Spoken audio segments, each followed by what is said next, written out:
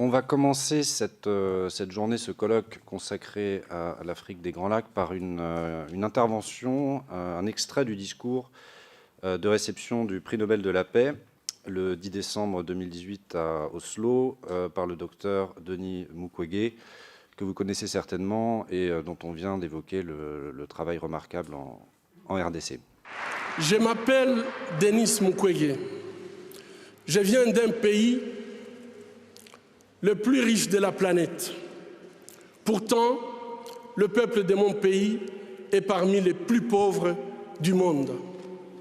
La réalité troublante est que l'abondance de nos ressources naturelles, or, coltan, cobalt et d'autres minéraux stratégiques, alimente la guerre, source de la violence extrême et de la pauvreté abjecte en République démocratique du Congo. Nous aimons tous les belles voitures, les bijoux, les gadgets. J'ai moi-même un smartphone. Ces objets contiennent des minéraux qu'on trouve chez nous, souvent extraits dans des conditions inhumaines par des enfants jeunes qui sont victimes d'intimidation et de violences sexuelles. En conduisant votre voiture électrique, en utilisant votre smartphone, en admirant vos bijoux, réfléchissez un instant au coût humain de la fabrication de ces objets. En tant que consommateur, le moins que l'on puisse faire,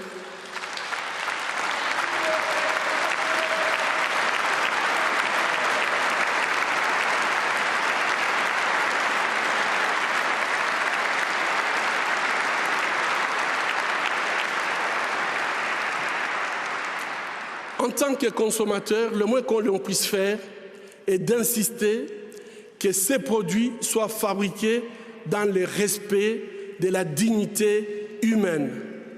Fermer les yeux devant les drames, c'est être complice. Ce ne sont pas seulement les auteurs de violences qui sont responsables de leurs crimes, mais aussi ceux qui choisissent de détourner les regards. Mon pays est systématiquement pillé avec la complicité des gens qui prétendent être nos dirigeants. Pillés pour leur pouvoir, pillés pour leurs richesses et leur gloire, pillés aux dépens des millions d'hommes, de femmes et d'enfants innocents, abandonnés dans une misère externe, tandis que les bénéfices de nos minéraux finissent sur les comptes opaques d'une oligarchie prédatrice. Cela fait 20 ans, jour pour jour, qu'à l'hôpital de Panzi, je vois les conséquences de cette mauvaise gouvernance de mon pays. Bébés, filles, jeunes femmes, mères, grand-mères, et aussi les hommes et les garçons violés de façon cruelle, souvent en public, en collectif, en insérant du plastique brûlant ou en introduisant des objets contondants dans leurs parties génitales. Je vous épargne des détails. Le peuple congolais est humilié, maltraité, massacré depuis plus de 2 décennies au vu et au su de la communauté internationale. Aujourd'hui, grâce aux nouvelles technologies d'information et de la communication, plus personne ne peut dire « je ne savais pas ». Avec ce prix Nobel de la paix, j'appelle le monde à être témoin et je vous exhorte à vous joindre à nous pour mettre fin à cette souffrance qui fait honte à notre humanité commune. Les habitants de mon pays ont désespérément besoin de la paix. Mais comment construire la paix sur des fausses communes? Comment construire la paix sans vérité ni réconciliation? Comment construire la paix sans justice ni réparation? Au moment où je vous parle, un rapport est en train de moisir dans les tiroirs d'un bureau à New York. Il a été rédigé à l'issue d'une enquête professionnelle et rigoureuse sur les crimes de guerre et les violations des droits humains perpétrés au Congo. Cette enquête nomme explicitement des victimes, des lieux, des dates, mais élude les auteurs. Ces rapports du projet Mapping, établi par le Haut Commissariat des Nations Unies aux droits humains, décrit pas moins de 617 crimes de guerre et crimes contre l'humanité, et peut-être même des crimes de génocide. Qu'attend le monde pour qu'il soit pris en compte? Il n'y a pas de paix durable sans justice. Or, la justice ne se négocie pas. Ayons le courage de jeter un regard critique et impartial sur les événements qui sévissent depuis trop longtemps dans la région des Grands Lacs. Ayons le courage de révéler le nom des auteurs des crimes contre l'humanité pour tout simplement éviter qu'ils continuent d'endeuiller cette région martyre. Ayons le courage de reconnaître nos erreurs du passé. Ayons le courage de dire la vérité et effectuer le travail de mémoire.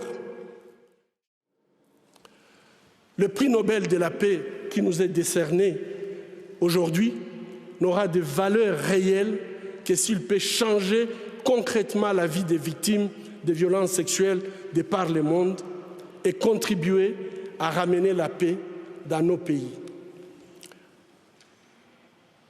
Alors, que pouvons-nous faire? Ou bien, que pouvez-vous faire? Premièrement, c'est notre responsabilité à tous d'agir dans ce sens. Et agir, c'est un choix. C'est un choix d'arrêter ou non la violence à l'égard des femmes, de créer ou non une masculinité positive qui promeut l'égalité des sexes en temps de paix comme en temps de guerre.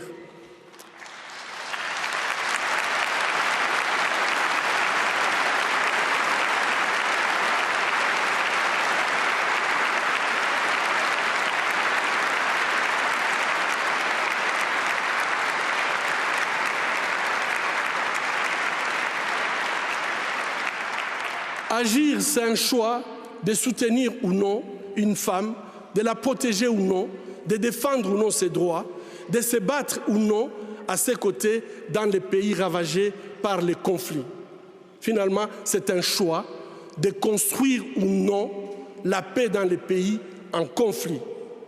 Agir, c'est tout simplement refuser l'indifférence. S'il faut faire la guerre, c'est la guerre contre l'indifférence qui ronge nos sociétés aujourd'hui. Deuxièmement, nous sommes tous redevables vis-à-vis de ces femmes et de leurs proches, et nous devons tous nous approprier ces combats, y compris les États qui doivent cesser d'accueillir les dirigeants qui ont toléré, ou pire, utilisé la violence sexuelle pour accéder au pouvoir. Les États doivent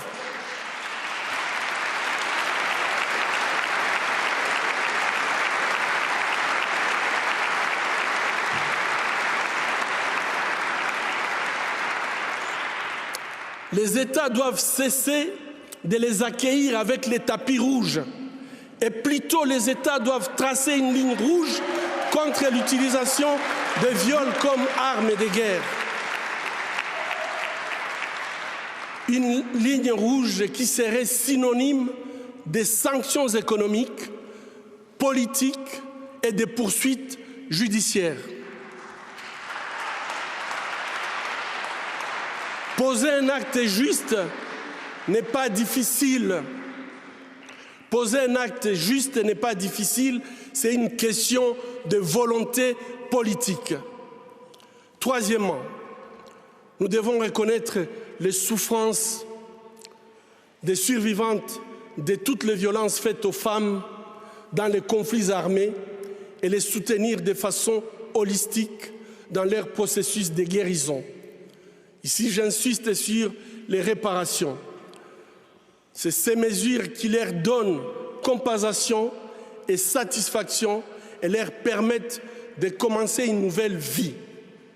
Ça, c'est un droit humain.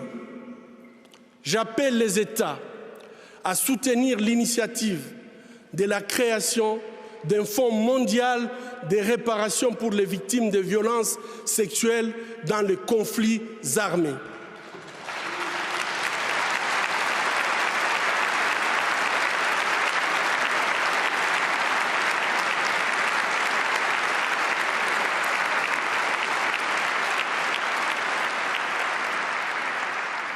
Quatrièmement,